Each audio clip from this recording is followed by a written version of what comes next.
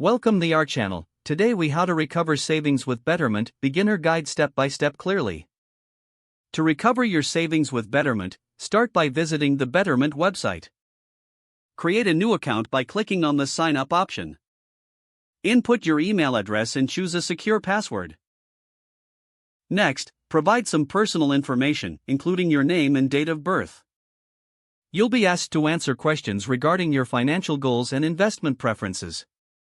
Choose whether you want to focus on long-term growth, short-term savings, or a combination of both.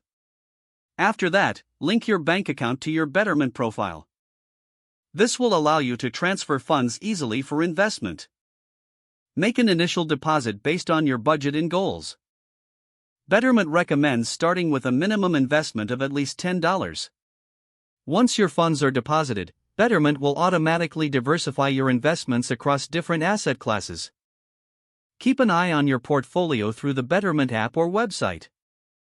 Review the performance of your investments regularly to ensure they align with your goals. You can adjust your contributions or investment strategy as needed. Consider using Betterment's features, such as tax loss harvesting, to improve your overall returns. If you're uncertain about your investment strategy, take advantage of Betterment's advice tool. Additionally, set up automatic deposits to grow your savings consistently over time. Take note of your progress towards your financial goals on a monthly basis. Remember that investing involves risks, and it's important to stay informed about market conditions. Utilizing Betterment effectively can help you recover and grow your savings over time.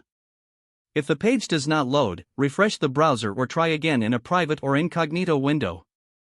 Make sure you are using the correct email address, then retype it carefully to avoid small typos.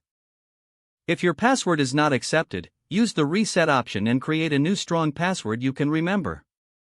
Check your spam folder for verification or security emails, then complete any requested confirmation steps.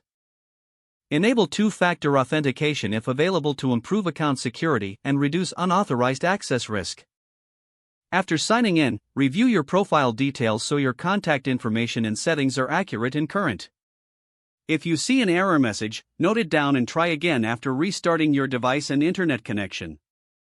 Log out when you finish, especially on shared devices, to keep your account and payment information secure. Don't forget to like this video and subscribe to our channel for more step-by-step tech guides.